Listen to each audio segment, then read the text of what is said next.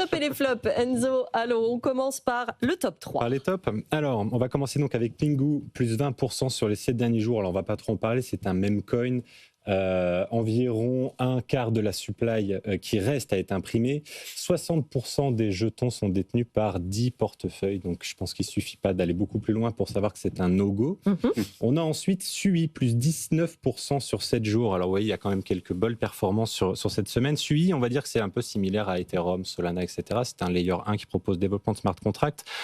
Total d'une supply fixée à 10 milliards, on est actuellement à 3 milliards, donc il faut savoir qu'il y a encore 2 tiers de ces jetons qui vont être imprimés, qui vont donc diluer forcément la valeur nominale du jeton.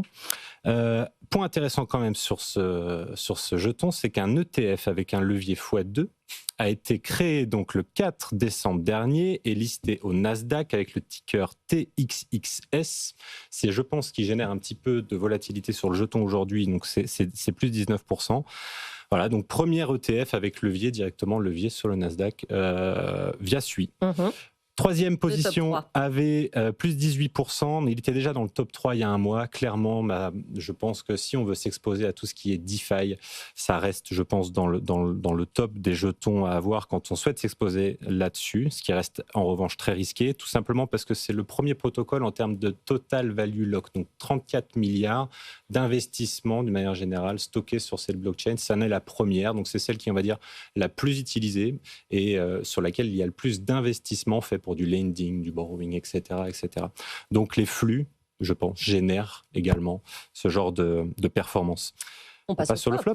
Alors, le flop 3. On commence par Canton Network CC, moins 17,5% sur 7 jours. C'est de la tokenisation d'actifs, RWA, donc thématique dont on a beaucoup parlé.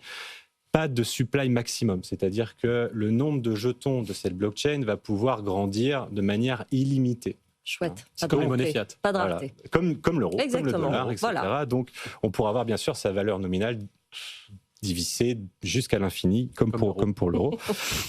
Petite chose intéressante quand même, c'est que la banque BNI a investi 50 millions la semaine dernière sur ce jeton. Je pense peut-être pour explorer d'autres informations sur ce qu'il propose en termes de tokenisation. En revanche, aucune information sur la concentration, sur le nombre de portefeuilles, en tout cas, quels sont les montants investis.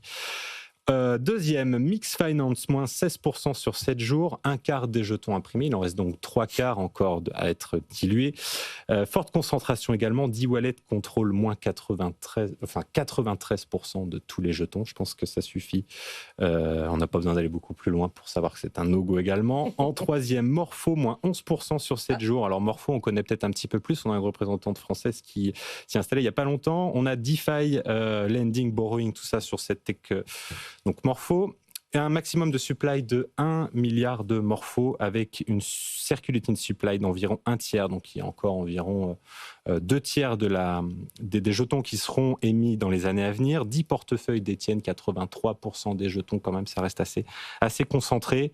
Malgré, et je trouve une statistique intéressante sur cette technologie, c'est le nombre de porteurs, en tout cas le nombre de portefeuilles qui est en constante croissance depuis le début et vraiment aucune baisse dans le nombre d'utilisateurs, de nouveaux utilisateurs. En revanche, ça reste assez peu capitalisé en termes de TVL. Donc voilà notre top et flop de la semaine. Le top et flop d'Enzo Allo et l'info pour finir, j'ai lu ça tout à l'heure, que les jeunes Américains voulaient des bitcoins sous le sapin de Noël. J'ai trouvé ça intéressant quand on parlait tout à l'heure de l'adoption. On rame en France, on rame en Europe et la Gen Z américaine veut son bitcoin sous le sapin. Alors qu'ici, vous l'avez testé cette année, il y a quelques semaines, quand on dit Bitcoin, ça hérisse un petit peu les gens sur les marchés. Voilà. On ne parle pas à la même démographie. Non, c'est vrai, on ne parle pas à la même démographie. Encore une fois, ça se retrouve dans les stats de l'étude Adan, mais il y avait quelque chose comme 60% des détenteurs de crypto en France qui ont moins de 35 ans, alors même que cette classe d'âge, c'est que 25% de la population, donc on voit une surreprésentation plus que double. Nous, on le retrouve dans nos chiffres, c'est aussi à peu près 50% des utilisateurs qui ont moins de 35 ans. Ils ont compris le système de l'arrondi. 50% de vos utilisateurs ont moins de 30 ans. Tout à fait, mais alors ce qu'on peut constater, c'est que par rapport à la moyenne nationale, entre guillemets, de la DAN, c'est que nous, on a plus de personnes plus âgés, justement. Donc, parce que précisément, ce côté expérience utilisateur fait que c'est accessible à tout le monde et que souvent, nous, on va beaucoup opérer par le bouche à oreille et qu'on peut recommander à sa famille parce que, encore une fois, que Bitcoin, donc vous tomberez pas sur un Shiba Inu en leverage x10 sur Bitstack a priori, et vous restez sur un actif qui, entre guillemets, n'a pas déçu au sens où il a arnaqué personne depuis 15 ans. Et donc, c'est beaucoup plus facile de recommander une UX simple sur un actif simple. Il y a un côté, c'est un peu comme Twitter. On pense que restreindre à 140 caractères, pourquoi est-ce qu'on ferait ça ? Il se trouve que ça a bien fonctionné, parce que précisément, moins il y a de features, plus c'est simple aussi. Ça parle, peut-être que la jeunesse va s'y mettre, on verra ça. En tout cas, compte sur elle. La maman de Loïc s'y est mise et ça, c'est un bon signe. Oui, j'espère faire la même chose avant les fêtes de fin d'année. Vous voyez, je vais lui demander pour Noël, enfin en tout cas je demande au Père Noël. Exactement, merci d'être venu dans cette émission. Alexandre Stashchenko, directeur de la stratégie chez Bitstack, Enzo Allo, CEO de Crypto Patrimoine, Loïc Santel, cofondateur de Conta Crypto. On est là tous les jours à 15h et je vous laisse entre les mains de BFM Bourse. Passez une bonne journée sur BFM Business. BFM Business, BFM Crypto, le club.